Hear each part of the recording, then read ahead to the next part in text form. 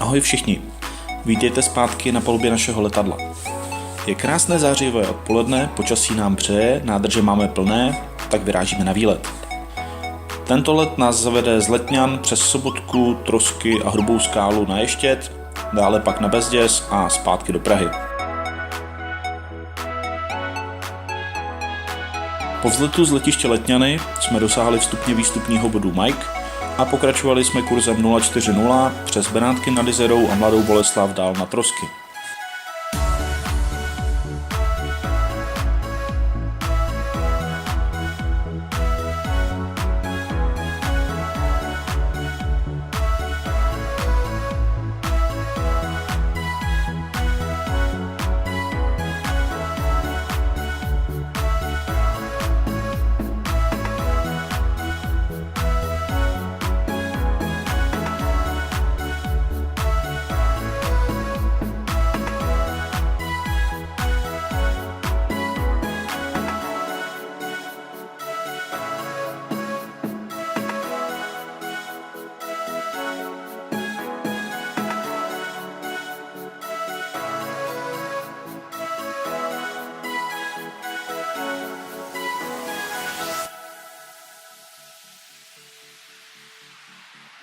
Momentálně vidíme z lesa na levé straně letounu vystupovat zámek Humprecht, který je po Benátkách nad Jizerou druhým zajímavým bodem na této trase.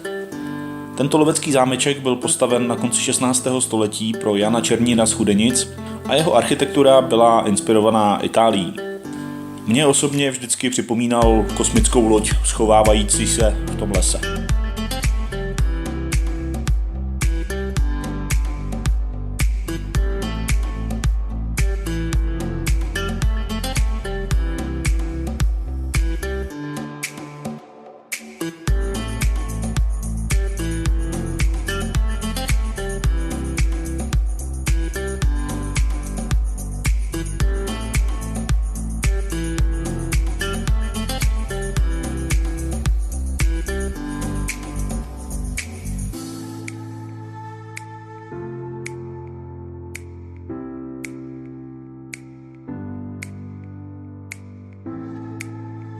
Na levé straně před nosem letounu už můžeme pozorovat z krajiny vystupující Trosky.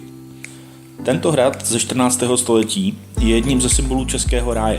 Jeho věže, baba a pana už jsou vidět před námi. My se teď levou zatáčkou podíváme na celý areál, pozdravíme návštěvníky hradu a budeme pokračovat dál kurzem 335 směrem na Ještěd.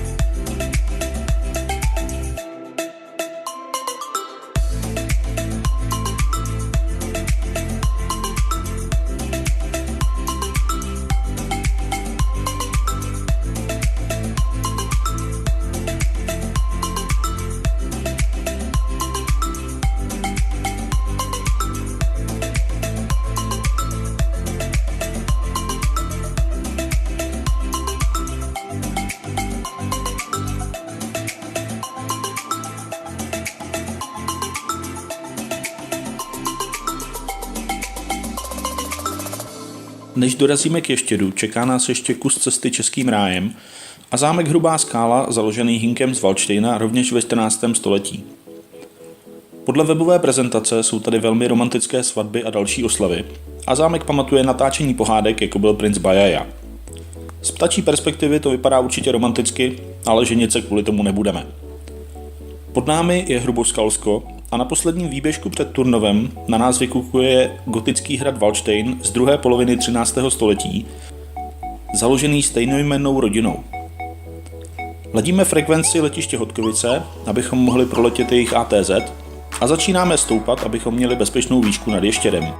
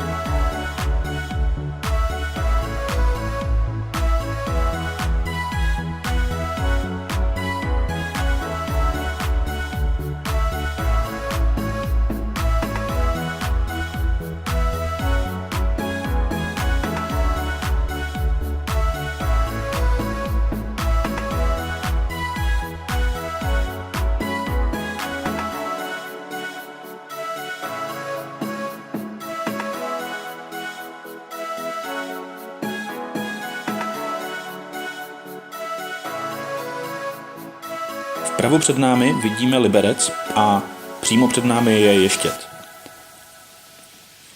Televizní věž, dostavěná v roce 1973 Karlem Hubáčkem, je vysoká téměř 100 metrů a průměr základny je 33 metrů. Publikovaná výška vrcholu Ještědu je 3319 stop, čili 1012 metrů. Od roku 1998 je kulturní památkou České republiky a od roku 2006 dokonce národní kulturní památkou. Když jsem tenhle kopec naposledy lezl pěšky, tak jsem se docela pěkně zapotil. Tohle je daleko pohodlnější a stylovější způsob.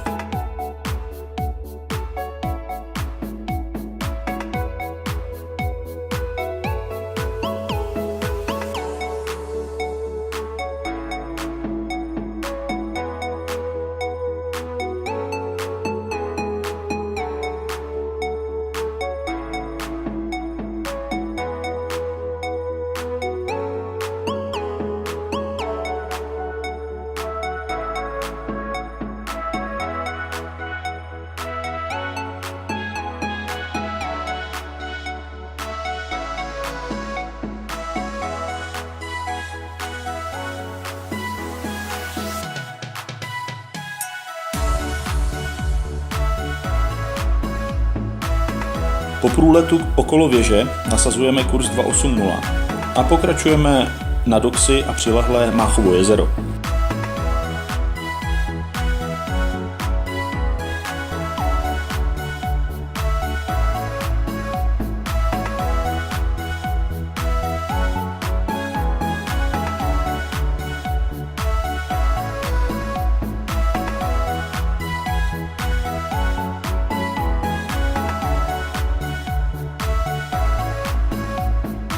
Po pravé straně míjíme Ralsko a po průletu nad letištěm Hradčany a Máchovým jezerem nasazujeme kurz 175 a vracíme se do Prahy. Po levé straně míjíme hrad Bezděz, který v roce 1264 založil Přemysl Otakar II. A který inspiroval Karla Hynka Máchu k sepsání Máje. Tam se spolu podíváme někdy příště, protože to je trochu jiný výlet. Páteční kurz 175 nás vede kolem vodních nádrží Konětopy a Lhota, kde vytratíme přebytečnou výšku ke vstupu do Kbelského CTR. Ladíme frekvenci Kbelské věže, nastavujeme místní QNH a komunikujeme s řídícími parametry vstupu.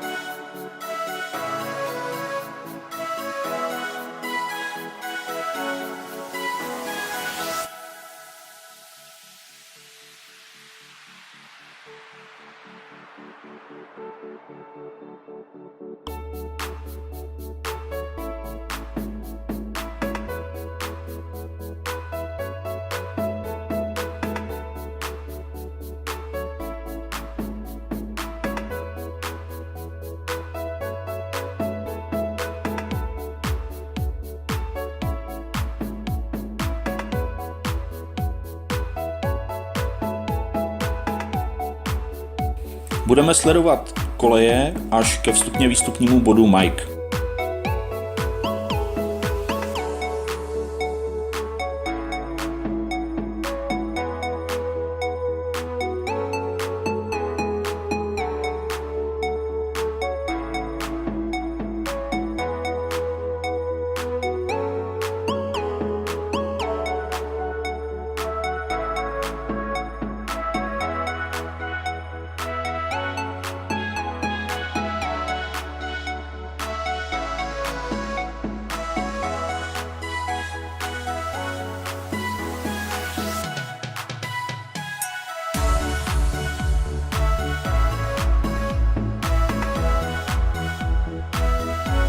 Po pravé straně vidíme Probošťská jezera a Starou Boleslav.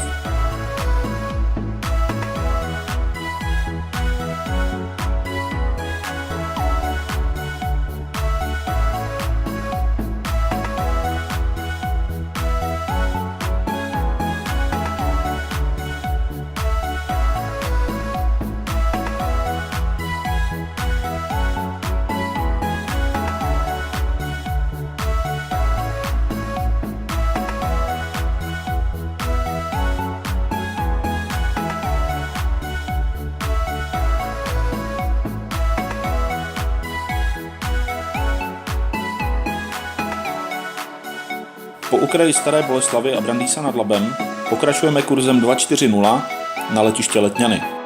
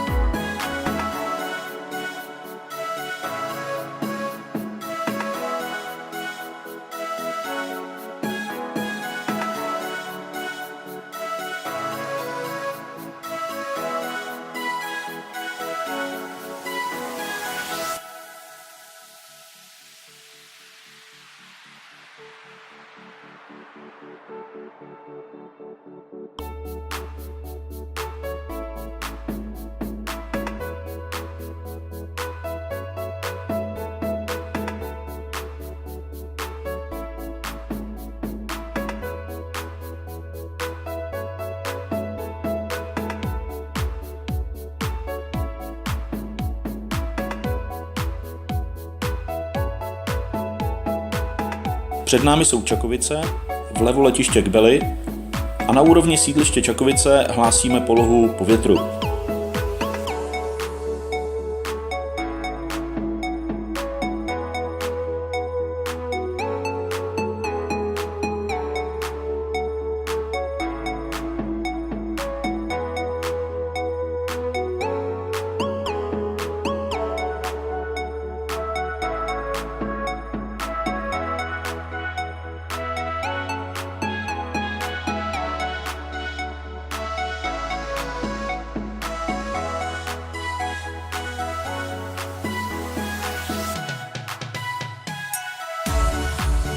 Otočíme levý base pro dráhu 05 levá v Letňanech.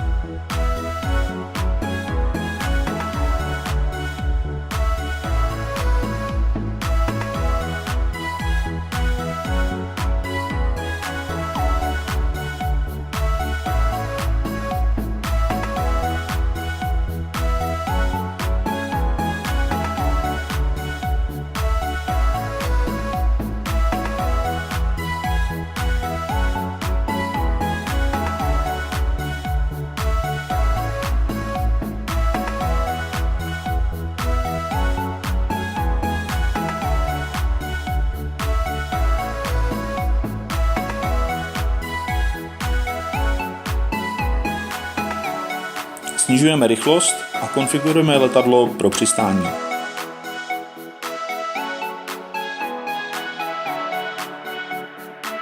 Vpravo před letounem je sídliště Prosek, vlevo vidíme stanici metra Letňany.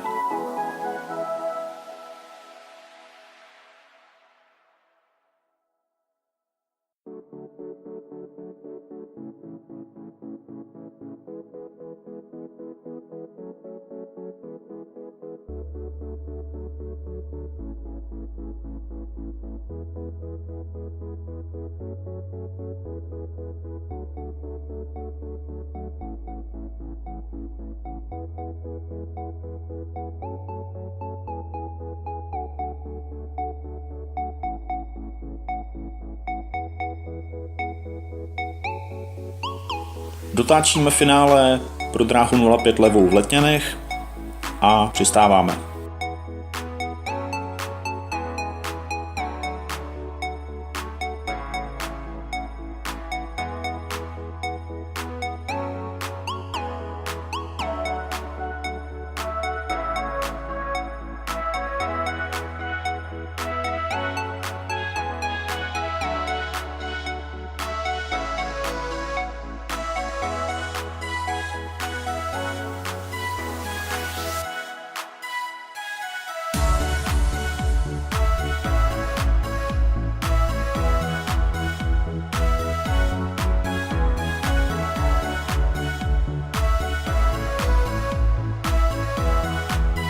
Po výjezdu brzdíme, díky spolupráci s letňanskou věží máme povolené pojíždění zpátky po dráze s výjezdem k hangáru Letovu a tím bude končit náš dnešní let.